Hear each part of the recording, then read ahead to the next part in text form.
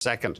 So just to remind you, Francois-Philippe Champagne, a long-time cabinet minister, and of course seen as a key lieutenant to the former Prime Minister Justin Trudeau, has been named finance minister.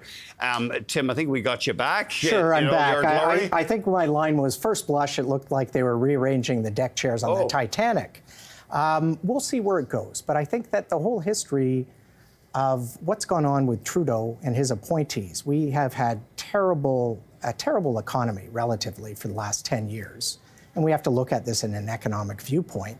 And a lot of the Trudeau appointees, from cabinet ministers to agency heads to ambassadors, have lacked both intellect and integrity over that term.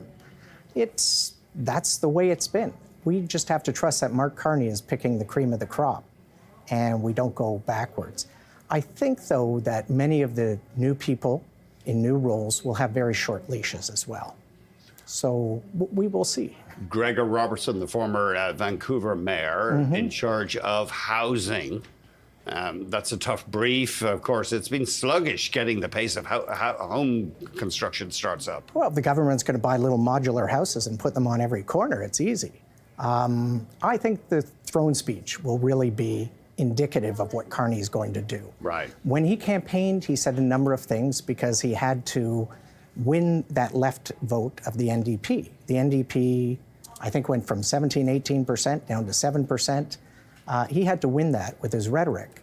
And we're hoping that Mr. Carney can govern in the center. It would be nice to see. The King Charles III, His Majesty, will actually deliver the throne speech in Ottawa on May 27th. And that, of course, is when the government really gives us a better idea of its agenda and plans.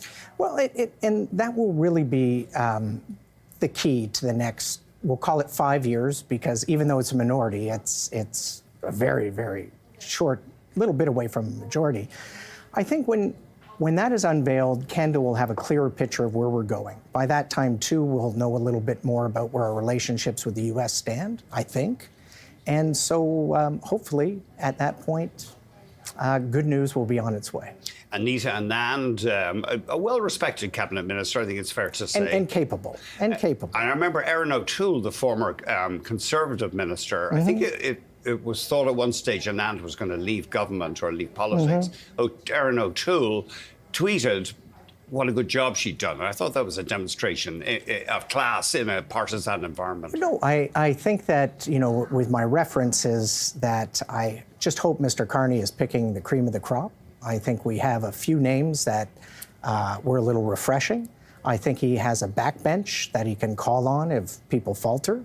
The energy portfolio was very, we'll call it pro-Bay Street, as you've seen, but we'll see if that can kind of build a bridge to reconciliate Alberta.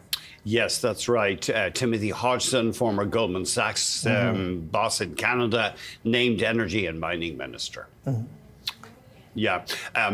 Melanie Joly moving on. She's moving to an industry role from being finance minister.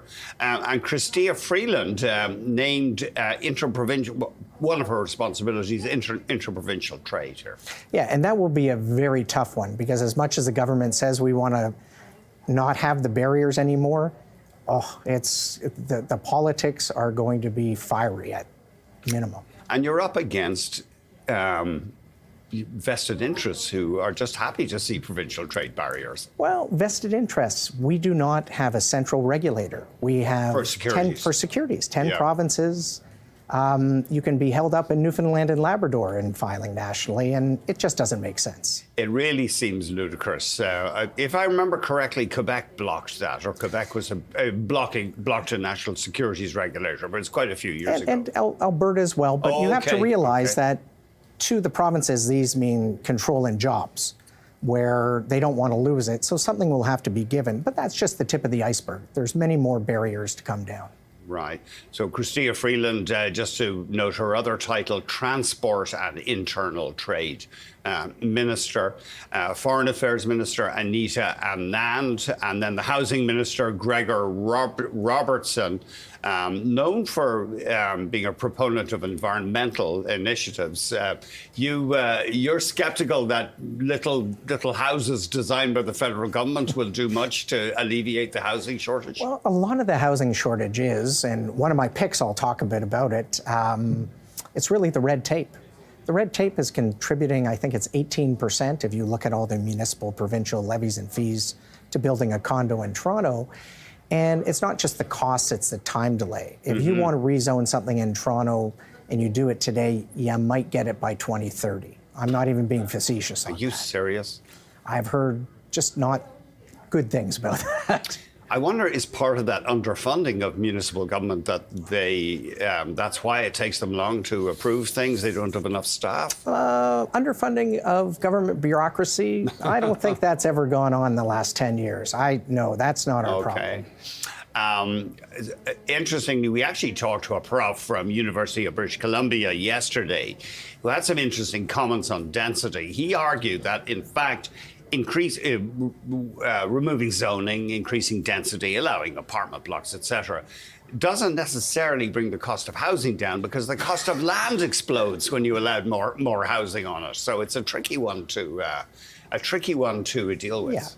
Yeah, it is. But I think things have to be built from the bottom up and let the market forces take place, not the top down, and try to have an edict to the people of where to buy, what to buy, who can build, who can't build. It just doesn't work that way. Right. Although, as you know, the removal of zoning is supposed to give more freedom. Well, yeah. It should give more freedom. And there's a lot of professors out there who don't know what they're talking about. Look at Pete Navarro in the States. Anyway, oh my goodness. I think we have to take a break. You're in good form today, Tim, and it's great to have you here. Thank you. We are, Tim, kind enough to stick with us for a second block. We're going to get his top picks after this.